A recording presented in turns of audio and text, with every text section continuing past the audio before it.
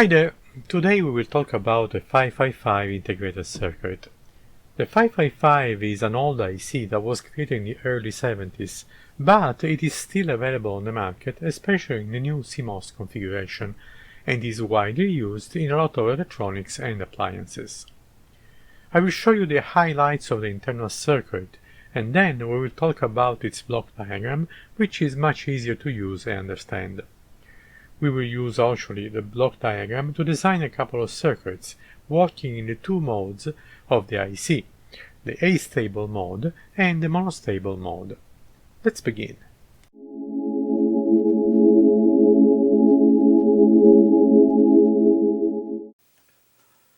So let's start from the internal schematics, which I've taken from the datasheet of the IC. I also highlighted with colors the various sections to make them more visible, and you can distinguish four main sections.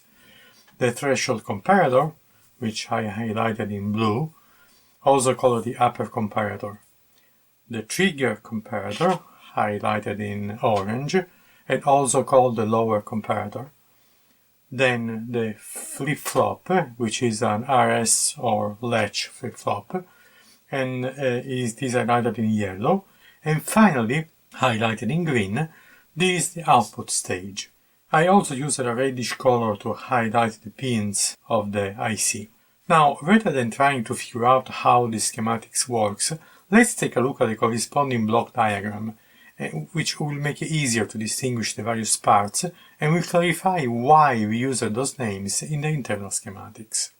Now let's take a look at the block diagram. Again, I use different colors to highlight the different parts, and these colors match the ones used in the schematics. For example, the upper comparator here is in blue, and here it's also in blue. The first thing to notice in the block diagram is that there are three resistors of 5K put between VCC and ground. These are the elements that made the name of the IC, the 555. These three resistors made up a voltage divider that provides 230 VCC in this point and 130 of VCC in this other point. If we look also at the schematics, we can see those same three resistors right here in the middle and the center of the drawing. Now, the point at 230 VCC is connected to the negative input of the upper comparator, which is the threshold comparator. The point at 130 VCC is connected instead to the positive input of the lower comparator. The other input of each comparator, the plus in the upper comparator and the minus in the lower comparator, are connected directly to an external pin. As you can see, the plus entering 1 is connected to pin 6, and the minus input here is connected to the trigger, pin 2. The outputs of the comparators are connected to the inputs of the flip-flop. The upper comparator is connected to the set input of the flip-flop, while the lower comparator is connected to the reset input of the flip-flop. The Q0 output of the flip-flop goes directly to the output on pin 3. This pin, depending on the state of the flip-flop, will provide a voltage of almost 0 when the flip-flop is set, since Q will be equals to 1 and Q0 will be 0. When the flip-flop is reset instead, Q will be 0 and Q0 will be 1. The Q output of the flip-flop also controls this transistor internally, which is connected with the collector directly to the pin 7, which is called discharge. Basically, when the flip-flop is set, Q will be set to 1, so the base will be connected to the positive of VCC, and the transistor will go on, shorting this pin 7 to ground. Vice versa, when the flip-flop is reset, Q is set to 0, so the transistor is off, and pin 7 is not connected to ground. Let's now take a look at how each pin is connected, and what are their names and their meanings.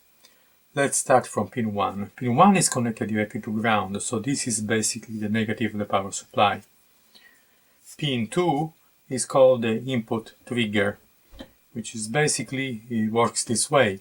When the voltage on this pin goes below 1/3 of VCC, then the lower comparator is set to on, and there will be a high voltage over here, let's call it a 1.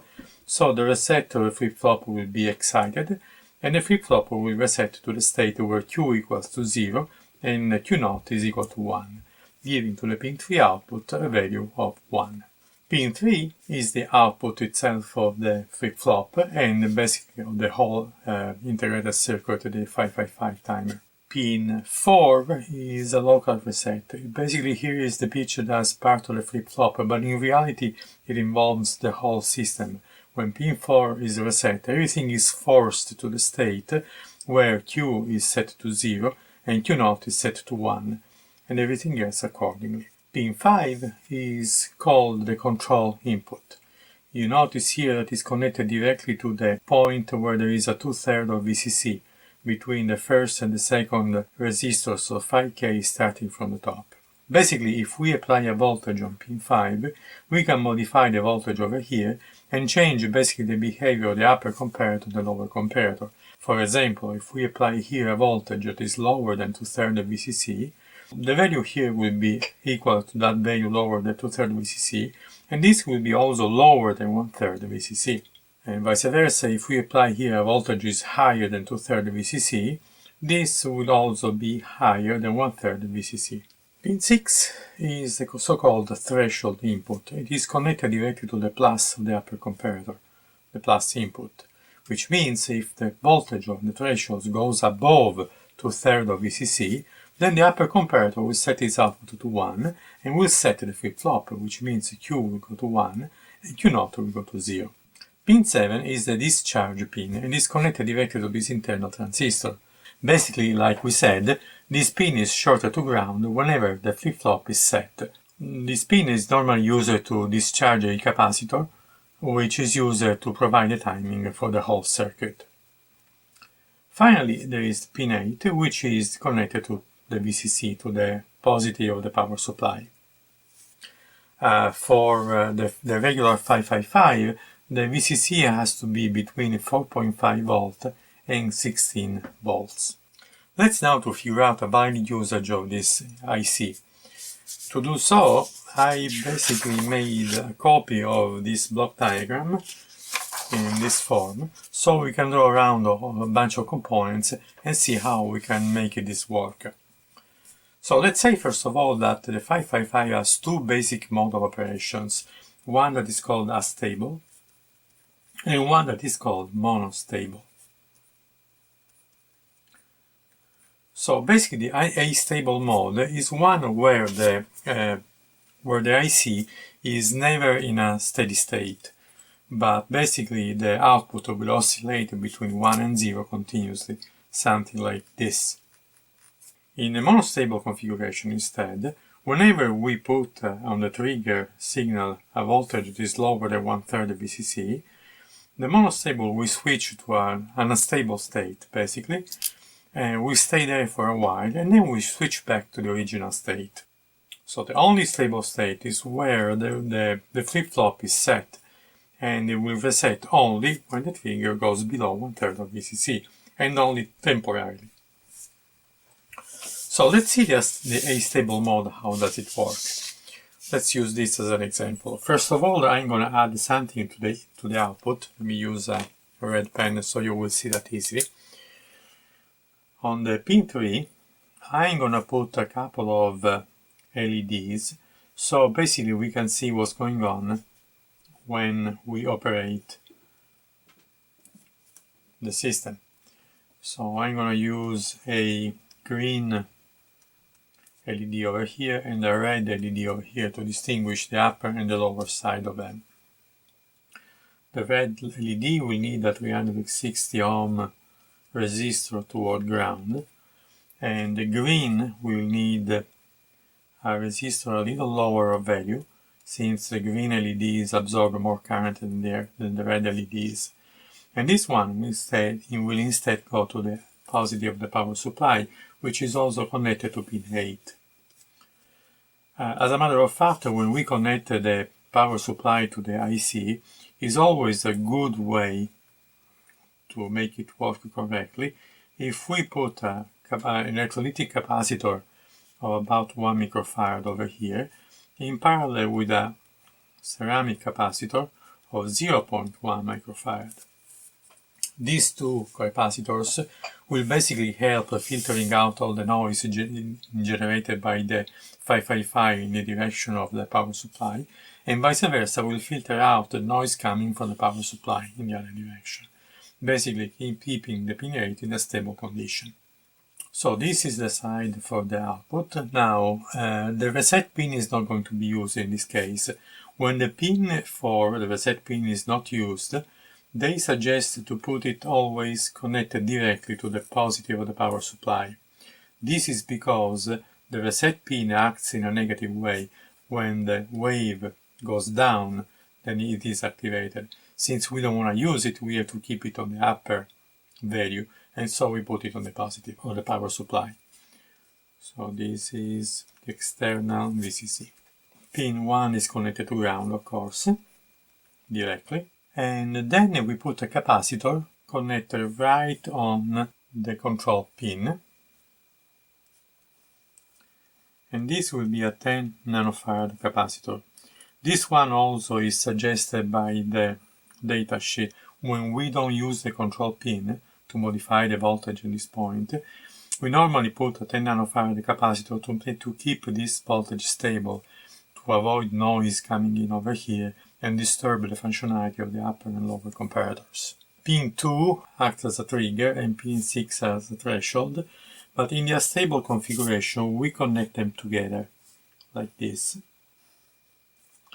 And then we connect them to a capacitor that goes to ground. This is going to be an electrolytic capacitor in our case. It can be either a different kind of capacitor, especially if it is a small one for high frequencies. But basically this is the capacitor, let's call it C for now, dictate the frequency of the astable mode of the 555. On the other end, the capacitor will be connected to a couple of resistors, like this. Why a couple? Because this point here will be connected directly to the discharge connector, while this one will go to the positive of the power supply. Let's call this RA and RB. Now, in my case, in the circuit I will propose to you, I set this capacitor C on the value of 1 microfarad, and RA is going to be 68K, and RB is going to be 390K. Now, how this capacitor and these resistors work? Basically, these three components are those that define the frequency at which the system will work. Notice that when this transistor is off, basically the voltage VCC will go through RA and RB to charge the capacitor C. So there is going to be a time value that is regulated by RA, RB, and C to charge the capacitor from 1/3 to 2/3 of the VCC. You see, basically this point controls both of them. Vice versa, when the transistor is on, this point will go to ground, which means the capacitor will discharge through the RB resistor toward ground. So basically we have two timings here. One that is dictated by RA and RB and C, which is the charge of the capacitor, and one that is dictated only by RB and C, which is the discharge of the capacitor. These two times added up together constitutes the period of the oscillations of this device in this astable mode. So the frequency basically, which is the reverse of 1 over t, will depend on both the RA and RB through a formula like this. I'm not gonna bother you with all the details on how this formula is extracted, but if you are curious about that, you can go through the data sheet of the IC that will describe you where this formula comes from. On the other hand, on the output, we are going to have a function which will be like this. It's not going to be an exact square wave because the positive peaks will be different in length than the negative peaks. But the ratio between these two, which is called the duty cycle, will depend, of course, from the charge of the capacitor, and therefore from RA and RB together, like they are in series, so RA plus RB, and the discharge will depend only on RB. The duty cycle, after doing calculation that again you can see on the datasheet, tells that the duty cycle ends up being RB divided by RA plus RB. So you can see a duty cycle can never be 1, so the length of the upper wave is going to be smaller always than the length of the lower wave. However, the bigger is RB with respect to RA, the closer this wave will be to the perfect square wave. If RB is much greater than RA, then RA will have no effect in the sum between RA and RB, and this will be equal about RB over RB, or 1. So the greater the RB, the more we go to a status where the duty cycle is close to 1. So this is the circuit. Now let's see it built on a perf board, and let's test it. So here is a circuit that I mounted based on this drawing. You can see over here there is the 555 right in the middle, and then there are the green and red LEDs like here in the diagram. The green LED goes to the power supply, to the positive of the power supply, to a resistor of 330 ohms, while the red one goes to the negative of the power supply to a resistor of 360 ohms. The two green and red LEDs are connected in series through this connector here, and then in the center here, which basically is this part over here, goes directly to pin 3 of the IC. Also, pin 4 of the IC goes to the power supply, and that is the reset pin. And then pin 2 and pin 6 are connected together. Those are the threshold and the trigger, that you remember are connected together. And then pin 1 is connected to ground, because that's the power supply for the negative power supply for the 555, while pin 8 is connected to the positive of the power supply. In addition, we see this capacitor of 1 microfarad, which is here, which is connected between pin 8 and ground, and this other small capacitor over here, which is the 0.1 microfarad, also connected between pin 8 and ground. You can see how I put these two capacitors very close to the pin 8. This is how things are supposed to be done. These two capacitors have to be always close to pin 8 to guarantee a good filtering of the noise in and out of the power supply. In addition to that, we have a couple of resistors here, which are RA and RB. Those are in series, connected in series. And then there is a capacitor here, which is the 1 microfarad capacitor, which is connected to RB on this side and on ground on the other side. Then the point here between RA and RB, which is on this cable here, goes directly to the pin 7, which is a discharge pin, and the point here underneath the RB resistor is connected to pin 6 and the pin 2. You can see it through this cable here. So how this circuit works? Let's take a look one more time at this schematic. So when we turn this on, this capacitor is discharged. So it will start charging through RA and RB. While it does so, the voltage over here will be very low. So basically pin 2, the trigger, will set this comparator, while this other one will not be set. So we are going to have a 1 here and a 0 here. This puts the flip-flop in a reset mode, and therefore the Q0 will be set to 1. Being it set to 1, it will basically light up the red LED, and it will keep the green LED off. When this capacitor starts charging, let's say it's going to do it this way, when it reaches 2/3 of VCC in this point, the trigger here will disable the lower comparator, which will go to 0, and instead this upper comparator, being the voltage going above 2/3 of VCC, will set to this upper comparator, and the voltage here will go to 1. Thus the flip-flop will going to be set, and then Q0 will go to 0. going to 0 basically will make the red LED going off, and the green LED will go on instead. At the same time, in this condition, the Q output will be set to 1, so these transistors will be on, and at this point will go to ground. At this point, the C capacitor will start discharging, like this, until this point reaches 1/3 of VCC.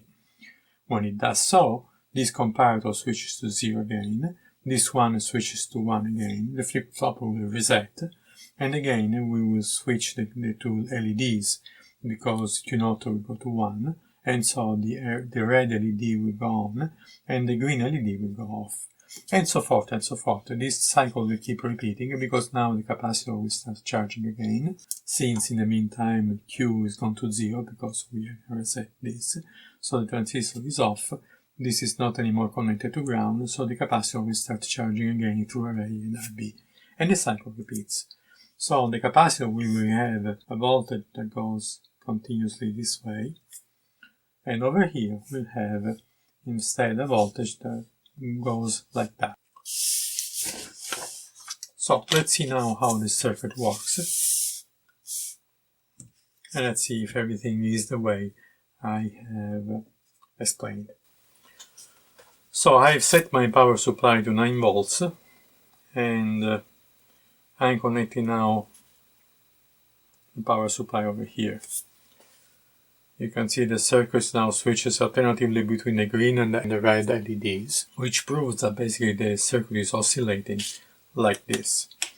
Let's now take a look at the other mode of operation, which is the Bistable Mode. Again, I'm gonna put on the output the same red and green LEDs that I put for the astable mode.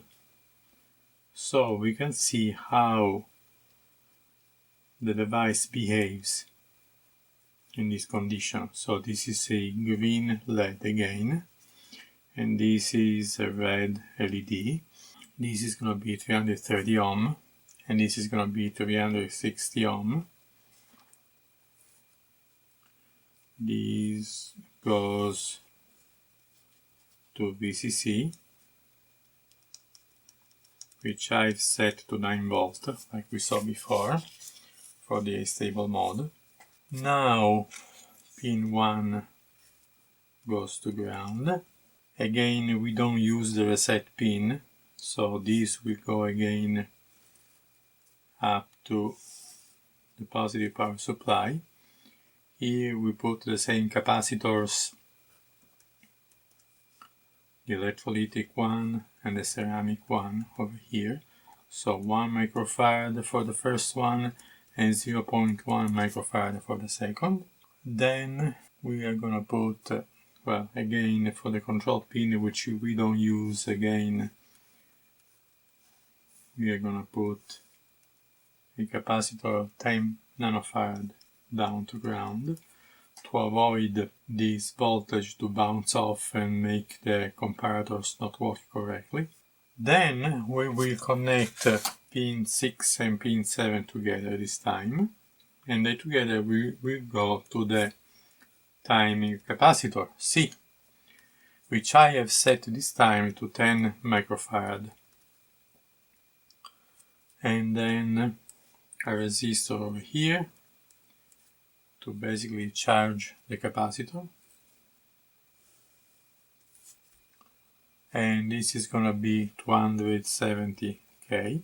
Then I'm gonna have here another resistor of 10k connected to a push button,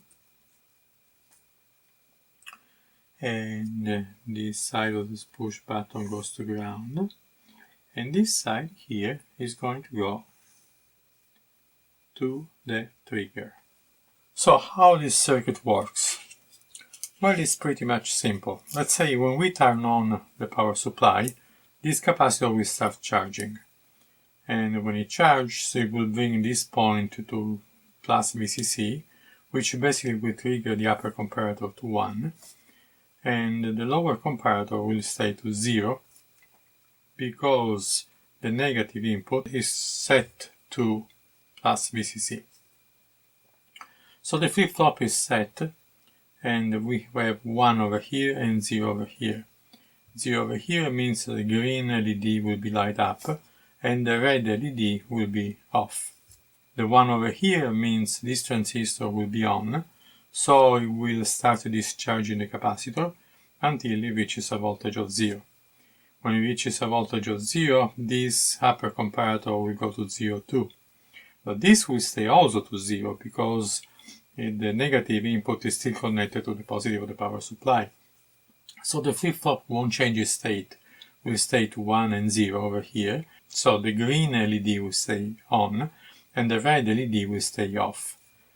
And this transistor will still be on and this capacitor will remain discharged. So the system at this point is stable. Nothing happens. Now, if we push this button, we bring temporarily this point to ground. Bringing this point to ground means we set lower comparator, which goes to 1 basically. Once this goes to 1, the reset pin, the flip-flop will be to 1 too, and the flip-flop will change the status of the outputs. The Q output will go to 0 and the Q naught will go to 1. Once the Q naught go to 1, then basically the green LED will turn off and the red LED will turn on instead. So we will see the lights to switch. Q at that point is 0, so this transistor is off, and at this point is not anymore connected to ground, so the capacitor will start charging. In the meantime, we have removed this, so this goes back to 0, and this is still to 0. Once the capacitor reaches the 2/3 VCC voltage, because of this charging, then it will trigger the threshold over here, which will bring this comparator to 1. Once this comparator goes to 1, then the flip-flop will be set and it will switch again here to 1 and here to 0, which means the LEDs will switch off, the red LED will switch off and the green LED will switch on, and this transistor will switch on again, which will discharge the capacitor C. And then once the capacitor C is discharged, this goes to 0. And this is also set to 0 because now the negative input is back to the positive VCC since the push button is not pushed anymore. So basically what happened is that when we push the button, we temporarily moved to the green position to the red one, and we stayed there until the capacitor charged, and then we moved back to the old position. There is only one stable position, which is the green on and the red off, and this is why this mode is called monostable, because there is just one stable condition for this circuit. So let's see how it works. Here is the circuit that I mounted. As you can see, again on this side there is the same configuration as in the previous setup. We have the green and red LEDs connected with the two resistors 330 ohm and 360 ohm to the positive on this side and to the negative on this side. The middle part goes to the pin 3, like here. Then pin 1 is set to ground directly, and pin 8 goes to the positive power supply, where there are also the capacitor 1 microfarad and 0.1 microfarads. Then pin 4 is set to the positive, like here. This is the reset pin that we are not using in this particular configuration.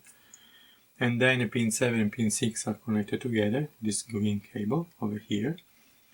The pin 5 is connected to the 10 nanofarad, which is here, that goes to ground. And then pin 7 and 6 together are connected with this resistor to the positive power supply, which is this one, 270K, and to the capacitor of 10 microfarad on this side, which goes to ground.